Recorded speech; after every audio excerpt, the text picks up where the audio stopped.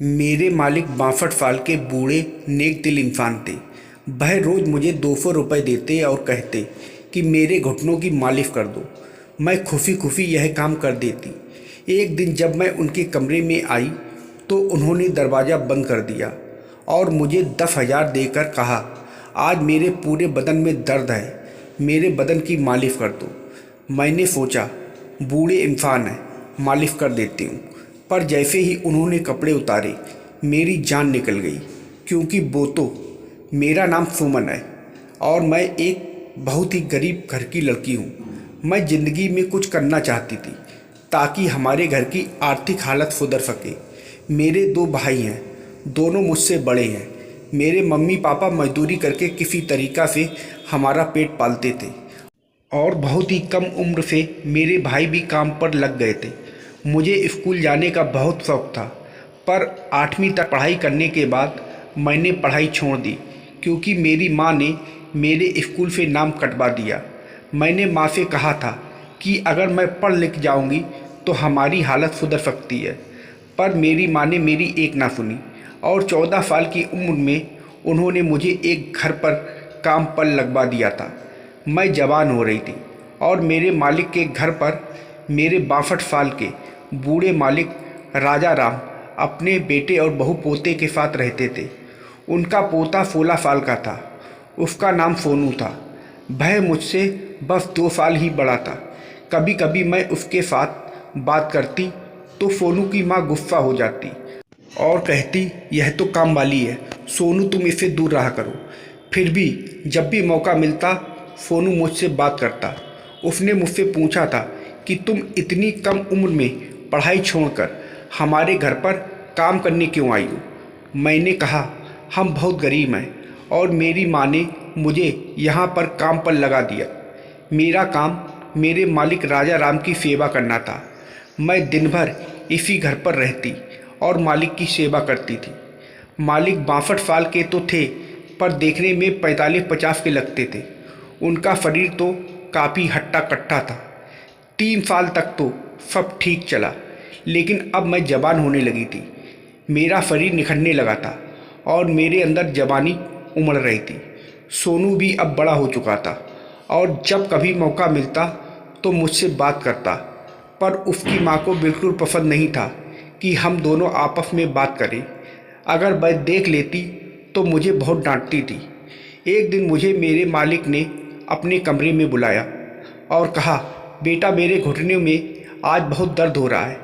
उन्होंने मुझे 200 रुपये दिए और कहा कि मेरे घुटने की अच्छे से मालिश कर दो। मैं काफ़ी खुश हो गई, क्योंकि यह पैसे हमारे घर के लिए बहुत मायने रखते थे। दिन भर मालिक के घर पर रहने के बाद भी मेरी पगार 10,000 ही थी। मैं मालिक की सेवा के साथ साथ घर का छोटा मोटा काम भी कर दिया करती थी, पर आज पहली बार मुझे एक्स्ट्रा पैसा मिला, वरना मेरे पैसे तो मेरी माँ को ही वह दिया करते थे। मैंने तेल लिया तो राजा राम मालिक ने अपनी धोती ऊपर उठा दी। वह मुझे बहुत ही अजीब सा लगा, पर वह ठहरे बुजुर्ग इंसान। मैं हल्के हाथों से उनके घुटनों की मालिश करने लगी। वह आंखें बंद करके आराम पे लेटे रहे। करीब 1 घंटे तक मैंने उनकी मालिश की। उसके बाद मैं वहाँ से घर आ गई। अगले दिन जब मैं काम पर गई तो शाम के वक्त फिर से राजा राम ने मुझे अपने पास बुलाया और कहा कि बेटा, कल की तरह आज भी मेरे घुटनों की मालिश कर दो, और फिर से मुझे 200 रुपये दिए। अब ऐसा रोज़ रोज़ होने लगा। रोज़ मुझे एक्स्ट्रा पैसे देते और मुझसे ये काम करवाते। लेकिन एक दिन कुछ ऐसा हुआ कि मेरे पैरों तले से ज़मीन निकल गई। मैं डर के मारे थर थर काँपने लगी और मेरी जान निकल गई।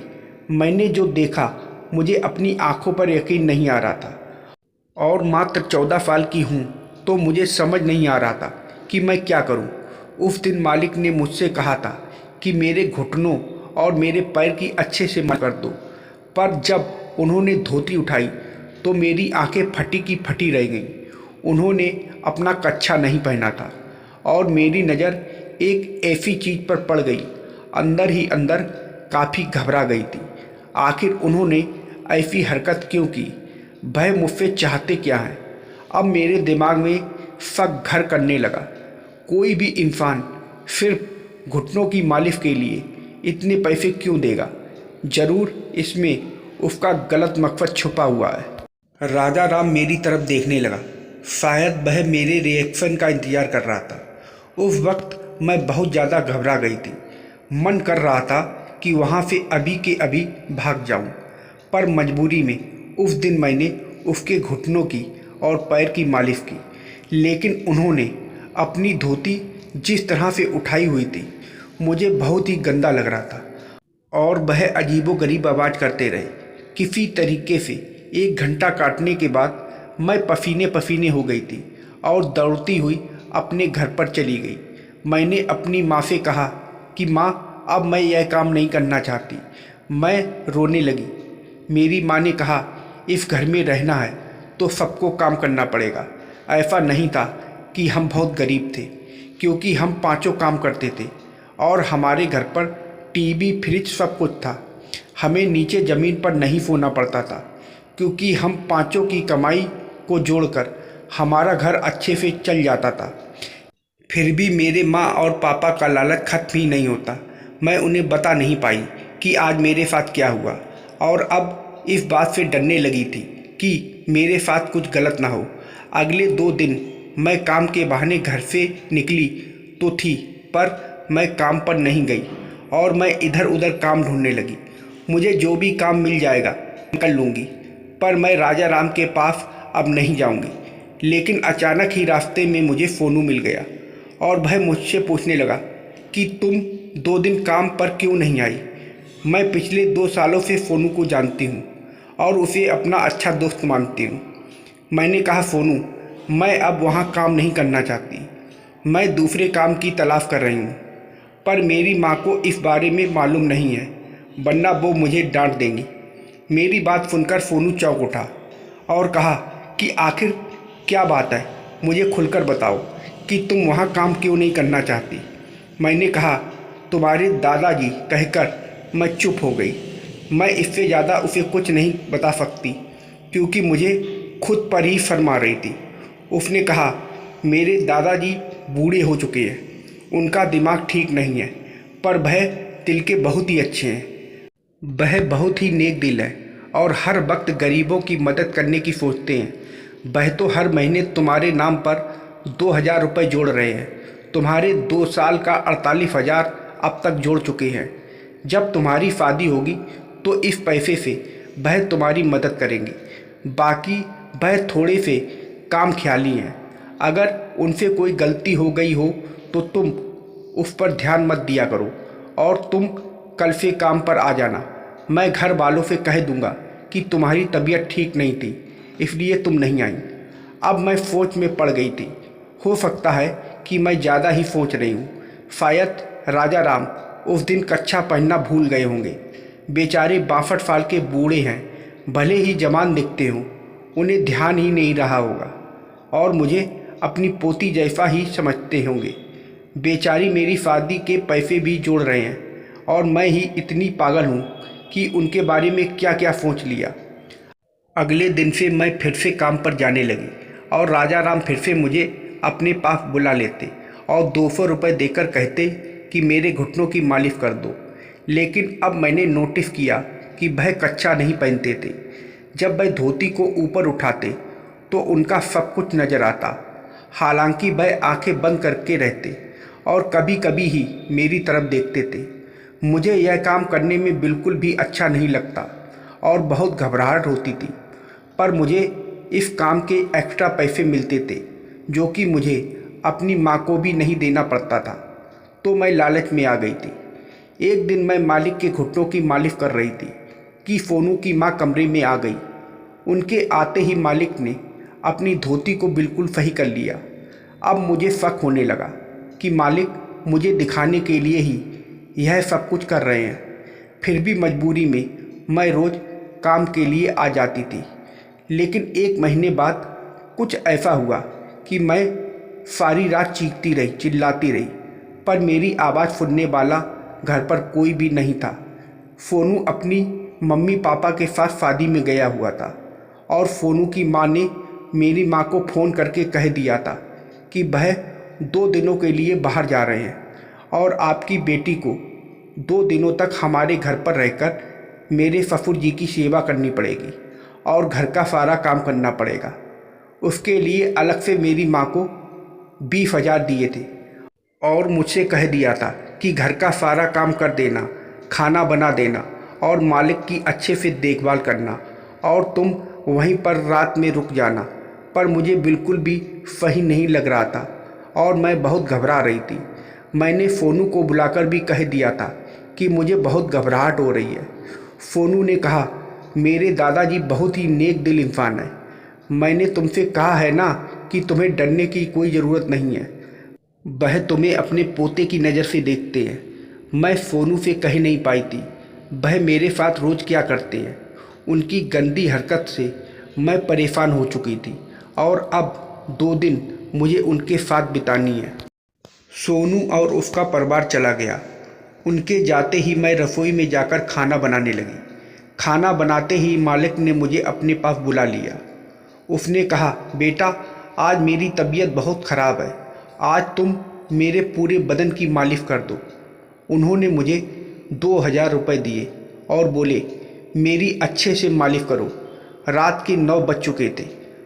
मालिक ने कहा, पहले हम खाना खा लेते हैं, फिर तुम मालिश शुरू करना। मैं दिन भर के काम से आज बहुत थक चुकी थी और मुझे रात भर जाग कर उनकी मालिश करनी होगी। क्या मैं इंसान नहीं हूँ? मुझे भी तो नींद की ज़रूरत है। लेकिन नोट देखकर मेरे मन में लालच आ गया था। मैंने उनके पैसे ले लिए और सोनू ने मुझे बार बार कहा था कि उनके दादाजी एक नेक दिल इंसान है। लेकिन फिर भी ना जाने क्यों मुझे अंदर ही अंदर बहुत ज़्यादा घबराहट हो रही थी। मेरा दिल बहुत ही अजीब तरीके से धड़क रहा था, क्योंकि आज रात घर पर हम दोनों ही हैं। खाना खाने के बाद डर डर के मैं उनके कमरे के अंदर आई। मेरा गला बिल्कुल सूख रहा था, मेरी सांसें बहुत तेज़ चलने लगी थी। मेरे अंदर आते ही मालिक ने कमरे का लाइट बुझा दिया और डिम लाइट जला दिया और उसके बाद उन्होंने मुझे तेल पकड़ा दिया और फिर कुछ ऐसा किया कि मेरे तो होश उड़ गए। उन्होंने अपने सारे कपड़े उतार दिए। उनकी हालत देखकर तो मेरी हालत बहुत ख़राब हो गई थी और मैं बिल्कुल कांपने लगी थी। मैं उनकी मालिश करने लगी। वह मालिश के मज़े ले रहे थे। पहले तो उल्टा लेटे हुए थे, फिर थोड़ी देर बाद वह सीधा लेट गए। उनकी हालत देखकर तो मेरी चीख निकल गई और मुझे डरता हुआ देखकर वह मुस्कुराने लगे। मैं डर डर कर उनका सब कुछ मालिश कर रही थी। हाँ, सब कुछ मालिश कर रही थी, क्योंकि उन्होंने कहा था कि मुझे पूरे शरीर की मालिश कर दो। मेरा दम बिल्कुल घुटने लगा था, लेकिन राजा राम ने मुझे हाथ नहीं लगाया। उसने मेरे साथ कुछ भी गलत हरकत नहीं की। करीब 2 घंटे मालिश के बाद उन्होंने कहा, अब तुम जाकर सो जाओ। मैं उनके कमरे से बाहर आ गई, लेकिन मेरे अंदर एक अजीब सी हलचल होने लगी थी। मैं दरवाजे के बाहर ही खड़ी थी और मेरी सांसें बहुत तेज़ चल रही थी। मैं भी जवान हो चुकी थी और मुझे मन कर रहा था कि मैं उनके कमरे में फिर से चली जाऊं। ना जाने मुझे क्या हो रहा था, मेरे अंदर एक नशा सा छाने लगा था। यह कैसा जादू है जो मुझ पर छा गया था। मैं अपने कमरे तक ना जा सकी और उनके कमरे में वापस आ गई थी। राजा राम मुझे देखकर मुस्कुराने लगे और कहा, आओ मेरे पास आ जाओ। और उसके बाद उस कमरे में जो कुछ भी हुआ, पूरी रात मैं चीखती रही। ये मेरा पहला अनुभव था। आखिर राजा राम ने मुझे अपने जाल में फंसा ही लिया और 2 दिनों तक बस यही होता रहा। उसके बाद उन्होंने कहा, जाओ अपने घर में जाकर 2 दिन आराम कर लेना। सोनू और उसका परिवार वापस आ गया था, पर मेरी हालत बहुत ख़राब हो चुकी थी। मुझसे ठीक से चला भी नहीं जा रहा था और घर जाकर मुझे बुखार आ गया था। यह मुझसे क्या भूल हो गई। जब मेरी माँ ने मेरी बुरी हालत देखी तो उन्हें शक हो गया और वह मुझसे पूछने लगी। मैं रोने लगी थी और उन्हें सब कुछ बता दिया। वह अपना सीना पीटने लगी और बार बार यही कहने लगी कि यह क्या कर दिया मैंने अपनी बेटी के साथ। लेकिन उसके बाद माँ ने जो किया मैं कभी नहीं भूल सकती। वह सीधे मालिक के पास गई और कहने लगी कि वह सारी दुनिया को बता देंगी कि उसने मेरी बेटी के साथ क्या किया है। मालिक बहुत डर गए थे क्योंकि मैं नाबालिग थी और वह बुरे तरीके से फंस जाते, और उन्होंने वादा किया कि वह मेरी शादी सोनू के साथ करवा देंगे। मालिक ने मुझे स्कूल में भर्ती करवा दिया। अब मैं फिर से स्कूल जाने लगी और वापस से पढ़ाई करने लगी, और जब मैं 18 साल की हुई तो उन्होंने मेरी शादी सोनू के साथ करवा दी। अब मेरी ज़िंदगी काफ़ी सुधर गई है। जिस घर में मैं कभी नौकरानी थी वहाँ मालकिन बन गई हूँ। मेरी शादी के 1 साल के अंदर सोनू के दादाजी की मौत हो गई।